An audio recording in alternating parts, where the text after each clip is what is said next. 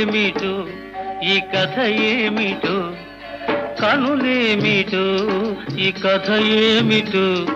శృతి మించి రాగాన పడనున్నది పడుతున్నది